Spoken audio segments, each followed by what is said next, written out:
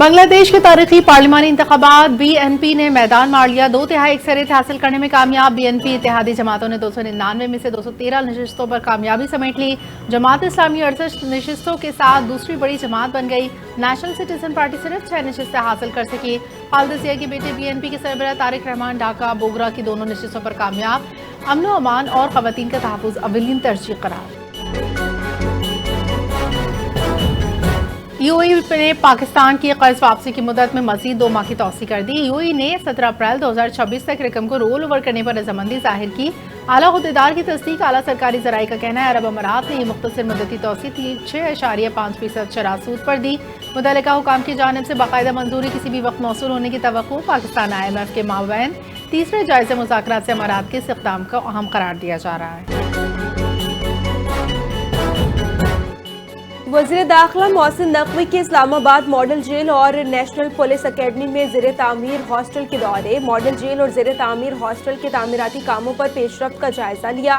محسن نقوی نے بیرکس کا معائنہ کیا۔ تعمیراتی کام کی رفتار اور معیار پر اطمینان کا اظہار کیا۔ نیشنل پولیس اکیڈمی کہا کہ جدید انفراسٹرکچر کے قیام سے پولیس تربیت کا منصوبے معیار مزید بلند ہوگا کہ جلد تکمیل کے لیے ڈبل شفٹ میں کام کرنے کی ہدایت۔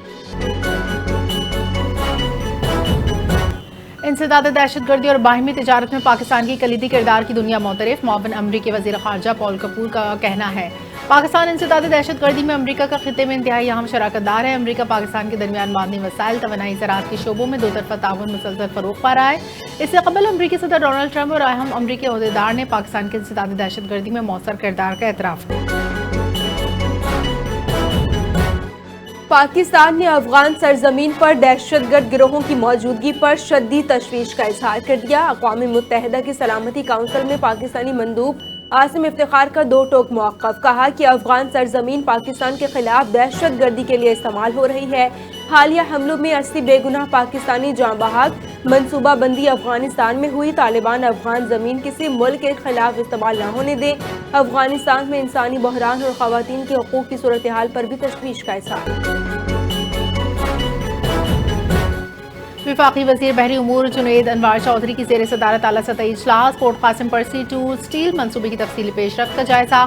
وزیر بحری امور نے کہا یہ منصوبہ پاکستان اسٹیل انڈسٹری کی بحالی میں سنگ میل ثابت ہوگا۔ آئرن کول برتھ جیٹی کے بحالی اور اپ گریڈیشن کا حصہ ہے۔ جیٹی پر شپ ریسائکلنگ، شپ ریپیئر کی جدید سہولیات فراہم کی جائیں گی۔ چینی کمپنی شیڈونگ جنبو گروپ کے منصوبے میں گہری دلچسپی کا اظہار۔ جامع فیزیبلٹی اسٹڈی رپورٹ پیش کرنے کا اعلان۔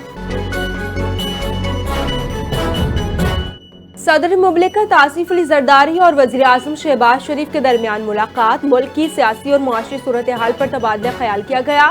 صدر آزاد کشمیر کے انتخاب اور امیدوار کا معاملہ بھی زیر بحث۔ ملاقات میں ملک کی سیکیورٹی صورتحال سمیت اہم معاملات پر مشاورت کی گئی۔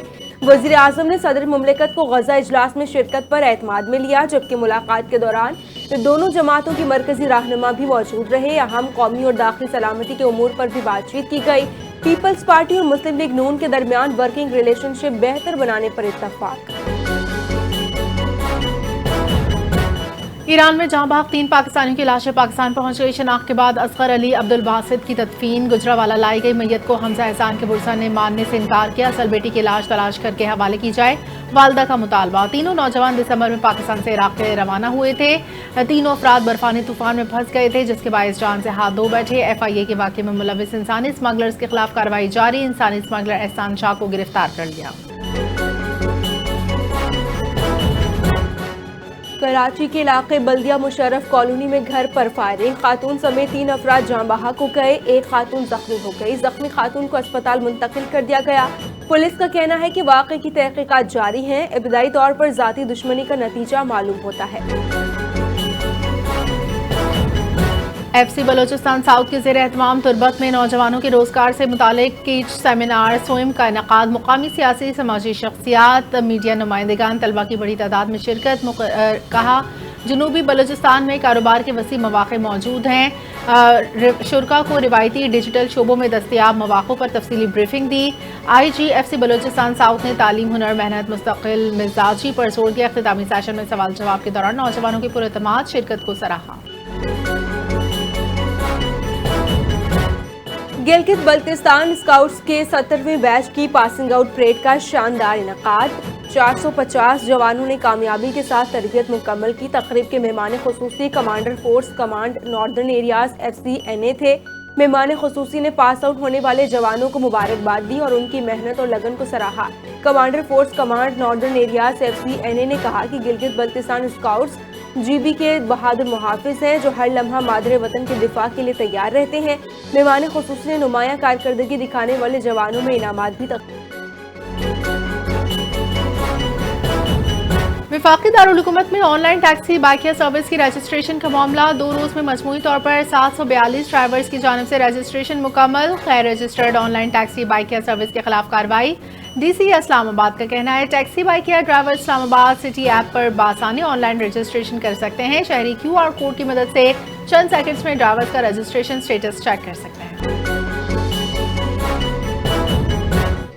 लाहौर के बाद कोयटा में भी आज बसंत का त्यौहार रिवायती जोशो जज्बे से मनाया जा रहा है। इंतजामिया और पुलिस की शहरियों को बसंत महफूज और पुरअमन अंदाज में मनाने की हिदायत। कहा कि बसंत के मौके पर हवाई फायरिंग से मुकम्मल इज्तनाब किया जाए। बसंत की तकरीबात 15 फरवरी तक जारी रहेंगी। इससे कबल लाहौर में 2 दहाइयों बाद बसंत की तकरीबात की वापसी हुई थी, जिससे शहर भर में जोशो खरोश की फजा कायम रही। सीनियर सियासतदान साबिक रुकने पंजाब असम्बली ज़ईम कादरी इंतकाल कर गए। ज़ईम कादरी गुज़िश्ता 3 रोज से दिल के औरज़े के बाइस निजी अस्पताल में ज़ेरे इलाज थे। तबीयत खराब होने के बाइस जांबर ना हो सके। मरहूम की नमाज जनाजा आज शाम नमाज मगरिब के बाद लाहौर लांस रोड के इलाके में अदा की जाएगी। सियासी समाजी अवामी शख्सियात की बड़ी तादाद में शिरकत मुतवक्किल। पाकिस्तान समेत दुनिया भर में आज आलमी यौम रेडियो मनाया जा रहा है। सदर मुमलिकत आसिफ अली जरदारी और वज़ीर आज़म शहबाज शरीफ का रेडियो से वाबस्ता पेशावर अफराद को खिराज तहसीन। सदर जरदारी ने कहा कि रेडियो एतमाद, शमूलियत और समाजी हमांगी का मौसर जरिया है। डिजिटल दौर में भी रेडियो अवाम तक मुस्तरद मालूमात पहुँचाने में कलीदी किरदार अदा कर रहा है। वज़ीर आज़म शहबाज शरीफ ने कहा कि रेडियो पाकिस्तान कौमी तरक्की, अवामी आगाही और सकाफती फ़रोग़ में अहम किरदार अदा कर रहा है, जबकि हुकूमत इसके जद्दी तकाज़ों से हम आहंग करने के लिए इक़दाम कर रही है।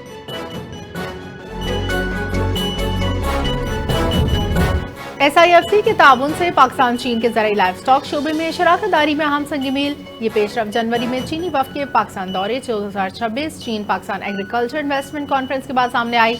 मुआहिदे पाकिस्तान चीन animal husbandry veterinary technology centre के क़याम की राह हमवार करेंगे। चीन का university of veterinary and animal sciences के साथ मुश्तरका तरबियती बेस कायम करने पर इत्तफाक। तालिबान रजीम में अफगानिस्तान रियासत नहीं, दहशतगर्दी और शिद्दत पसंदी का गढ़ बन गया है। आलमी जरीदे ने अफगानिस्तान से पड़ोसी ममालिक में होने वाली दरअंदाजी और दहशतगर्दी की कार्रवाइयों को आश्कार कर दिया। अमरीका जरीदे यूनिशिया रिव्यू के मुताबिक अफगानिस्तान से सरहद पार हमले और दरअंदाजी के वाक़यात मामूल बन चुके। पाकिस्तान, ईरान और वस्ती एशियाई ममालिक मुतासिर हैं, जबकि अक़वाम मुत्तहिदा के मुताबिक अफगानिस्तान में 20 से ज़ायद दहशतगर्द गिरोह और तकरीबन 13,000 गैर मुल्की जंगजू सरगर्म हैं। अफगानिस्तान की गैर मुस्तहकम सूरत हाल के असरात पड़ोसी ममालिक में वाज़ेह हैं।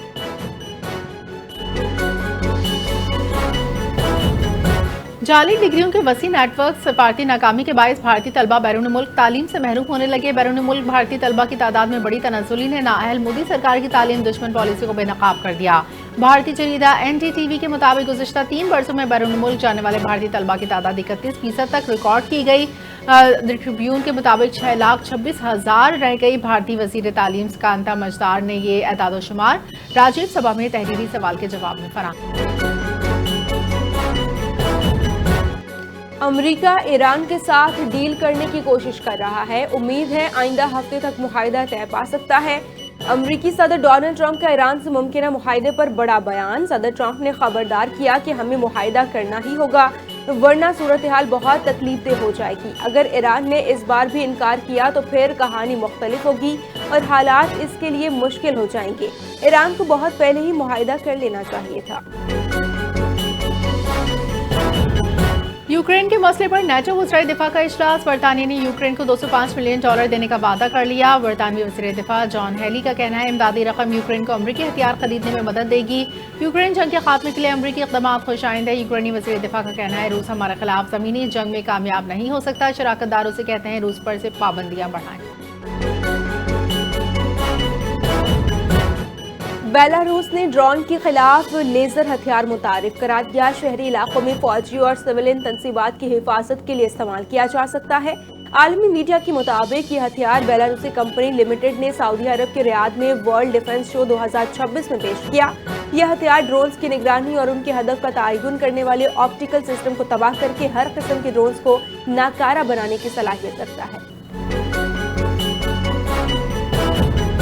शायकीन क्रिकेट के लिए बुरी खबर। आज ICC men's T20 world cup 2026 का सबसे बड़ा मुकाबला पाक भारत टाकरा, बारिश की वजह से मुतासर होने का खदशा। T20 वर्ल्ड कप में पाकिस्तान भारत का ग्रुप ए का अहम मैच 15 फरवरी इतवार को कोलंबो में शेड्यूल। इतवार को schedule TV T20 world cup का पाक भारत टाकरा एक बार फिर गैर यकीनी की सूरत हाल मुमकिना तौर पर मैच पर सवालिया निशान लगा दिया। पाक भारत मैच के दिन बारिश और गरज चमक के साथ तूफान का 50% इम्कान। अगर मैच बारिश की नजर हो जाता है तो पाकिस्तान भारत दोनों को एक एक पॉइंट दिया जाएगा।